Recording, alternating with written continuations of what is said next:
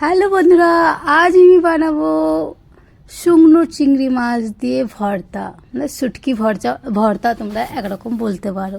ঠিক আছে, তো এইভাবে রেসিপিটা বানাবে, দেখে নাও আমি কীভাবে বানাচ্ছি।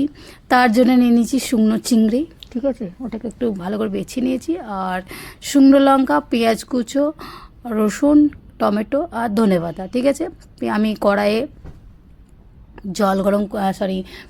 গরম করতে বসিয়ে দিয়েছি। তার মধ্যে আমি দিয়ে নেব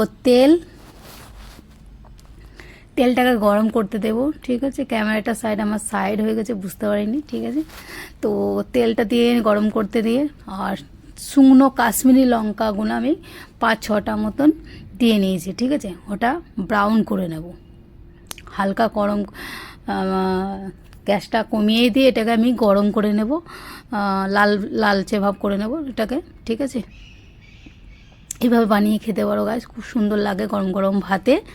তো এটা হয়ে গেছে, দেখো আমার লঙ্কাটা ফ্রাই করা, এটাকে আমি তুলে নেব।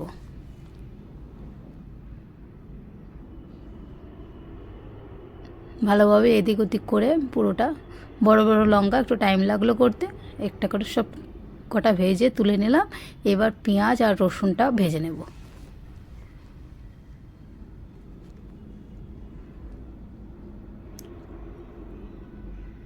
এইভাবে গাইস, যদি আমার ভিডিও দেখতে চাও প্লিজ ইউটিউব চ্যানেলসে যদি দেখো, আর বেঙ্গলি কিচেন ইউটিউব চ্যানেলটা সাবস্ক্রাইব করবে, সাইডে বেল আইকনটা আছে প্রেস করে রাখবে, কমেন্ট করবে, শেয়ার করে দেবে।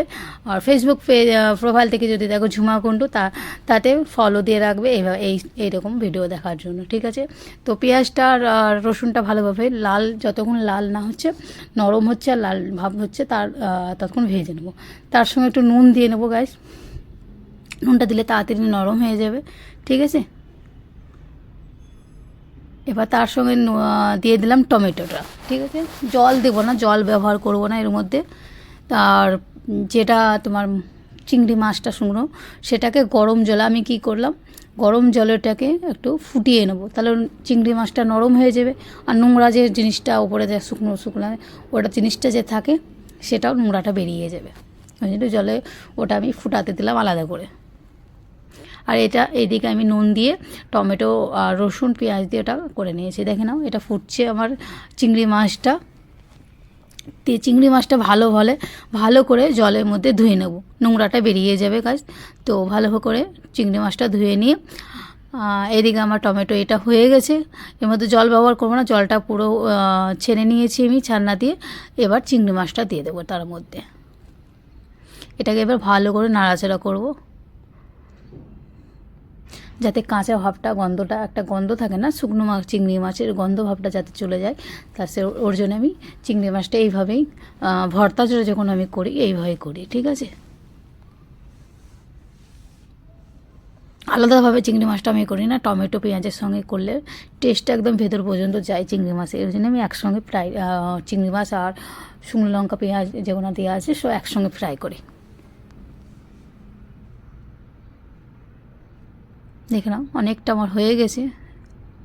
ঠিক আছে, জল ছাড়াই ব্যবহার করেছি। ঠিক আছে, জল দেবে না, ভর্তাতে জল দেয় না, জল দেবে না, জলটা ব্যবহার করবে না তোমরা। ঠিক আছে, দেখুন আমার ফ্রাই করা হয়ে গেছে। এবার নিয়ে নেবো শিলেই বাটবো গাইস, ভর্তা যখন হবে শিলেই বাটলে ভালো লাগবে খেতে। মিক্সারের মধ্যে অতটা পিসলে ভালো লাগবে না, পিসাও যায় না অতটা ভালোভাবে, আর পিসলেও ভালো লাগে না, শিল বাটাতে যতটা পিসে ভালো লাগে। ঠিক আছে, এবার আমি দেখো লঙ্কা গোনা দিয়ে নিয়েছি, লঙ্কার মধ্যে হালকা একটু নুন দিয়ে, আর 4 ফুটার মতন আমি জল দিয়ে লঙ্কাটা ভেঙে নিয়েছি, কারণ জল একটু হালকা না, যদি জলটা না দাও লঙ্কাটা পিসবে না ভালোভাবে, ওই জন্য শুধু লঙ্কাতে 4 ফোঁটা মতন দিয়েছি। এবার আমি পেঁয়াজ যেগুলো ভেজে রেখেছি, মাছ আর টমেটো সব রকম দিয়ে ওটাকেও এবার নিয়ে নেবো অল্প অল্প করে, এবার ওটাকেও বেটে নেবো তার সঙ্গে, লঙ্কার সঙ্গে। একটু টাইম লাগবে গাইস, কিন্তু খেতে খুব ভালো লাগে। তোমরা ঘরে এভাবে বানিয়ে দেখতে পারো। চিংড়ি মাছ যদি, শুকনো চিংড়ি মাছ যদি না থাকে, তোমরা যে কাঁচা চিংড়ি মাছটা থাকে, চিংড়ি মাছটা, ওই কাঁচা চিংড়ি মাছটাও তোমরা এইভাবে ফ্রাই করে নেবে, ফ্রাই করে একটু বেটে খাওয়া হলেও ওটাও খুব সুন্দর লাগে। ঠিক আছে,